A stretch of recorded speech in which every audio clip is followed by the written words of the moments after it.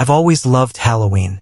There's something about the cold air, the spooky decorations, and the excitement of a night where anything seems possible. But this Halloween was different. This Halloween wasn't exciting. It was terrifying. The story begins with my obsession with animated movies. I'm a huge fan of anything to do with cartoons, and I especially love Pixar's The Incredibles. One of my favorite characters has always been Edna Moda. That little fashion designer with a quirky character always made me laugh. I never imagined that something so innocent could hide such a dark secret. It all started when I was surfing the internet, looking for a unique costume for Halloween. I wanted something that would really stand out. In one of those aimless searches, I stumbled upon a forum discussing theories about animated characters. Someone mentioned that Edna Moda was based on a real-life designer named Edith Head. The conversation took an unexpected turn when some users hinted that there was something sinister about her story. My curiosity pushed me to investigate further. I read articles and watched videos, but most disturbing was an abandoned blog that mentioned that Edith Head, Edna's inspiration, had an unhealthy obsession with her designs. The author of the blog claimed that Head kept dark secrets in her stitching.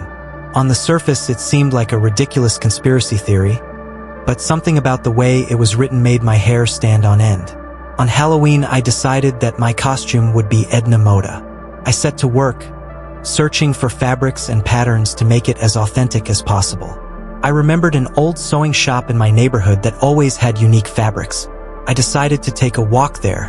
When I arrived, the place was almost empty. Only an old lady was manning the counter.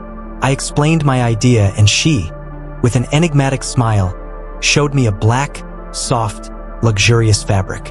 She said it was a special fabric, perfect for my costume. Without a second thought, I bought it. I spent hours working on my costume, sewing and adjusting every detail. Finally, when I was finished, I put it on and looked in the mirror. I looked incredibly similar to Edna Moda, but I felt a shiver down my back every time I looked at my reflection. I decided to ignore that feeling and went out to a Halloween party. The party was in full swing, but I noticed that people were looking at me strangely. At first, I thought it was because of my costume, but then I realized that their looks were not of admiration, but of bewilderment and fear. Someone asked me if I was okay, if I felt strange. I felt a knot in my stomach. I decided to leave early. When I got home, I looked in the mirror again. This time, something was definitely wrong. My reflection seemed to be moving on its own. I tried to take off my costume, but the seams seemed fused to my skin. I panicked, pulling and tearing at the fabric, but each attempt only made me feel more trapped. Suddenly, I heard a whisper, as if coming from the fabric itself. It called my name over and over again until I was forced to stop. At that moment, I saw something that made me scream. In the seams of my costume, there were red threads which were not there before. They seemed to be bleeding. I ran to the sewing shop, hoping to find an answer. The old woman was there, waiting for me. She looked at me with an expression that mixed pity and something more sinister. Before I could say anything, she led me into a back room. What I saw there chilled my blood. Mannequins, dozens of them, all dressed in perfectly stitched suits. But these were no ordinary mannequins. Their faces were realistic, too realistic. And then I understood. They were not mannequins. They were people wrapped in fabrics, forever trapped in perfect designs. I tried to run away, but I felt as if my costume was holding me, as if it had a life of its own. The old woman came closer and whispered in my ear, "You are now part of the collection." And at that moment, everything went black. I woke up in my bed, sweating and my heart pounding. It had all been a dream, or so I thought. But when I looked in the mirror, I saw a tiny red thread peeking out from the edge of my skin. I froze, staring at that little red thread. I touched it gingerly, hoping it was an illusion. But nope, it was there, like a botched seam in my own skin. I felt a mixture of fear and nausea. Had it all been a dream? Or had some of that horrible experience been real? I decided I needed answers, and fast. I returned to the sewing shop the next day, determined to confront the old woman and understand what had happened. But when I arrived, the place was locked. The windows were boarded up and a for sale sign hung on the door. I asked the neighbors, but no one seemed to know anything about the old woman or the workshop. It was as if it had never existed.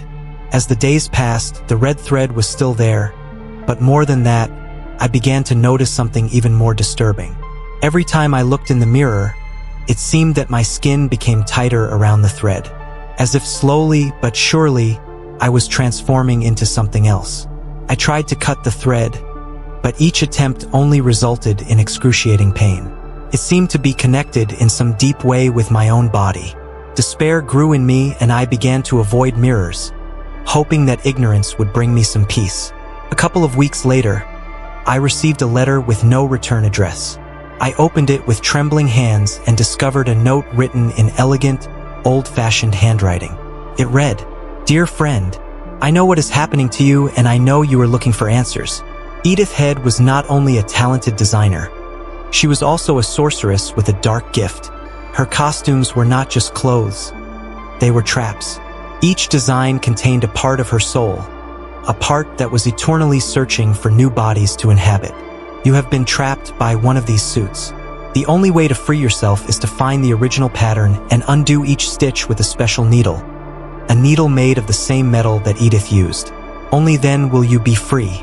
Search the ancient archives of the city library. There, in the hidden history section, you will find what you need. Good luck.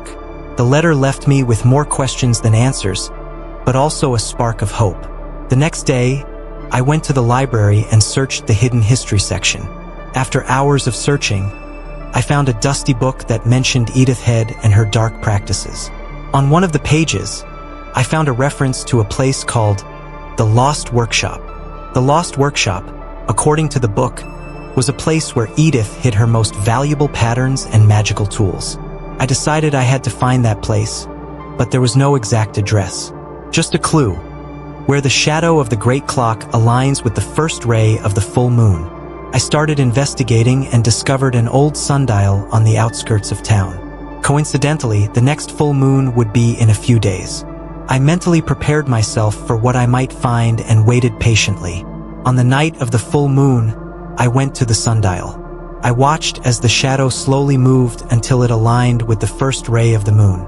At that moment, I heard a soft click and saw a trapdoor open in the floor.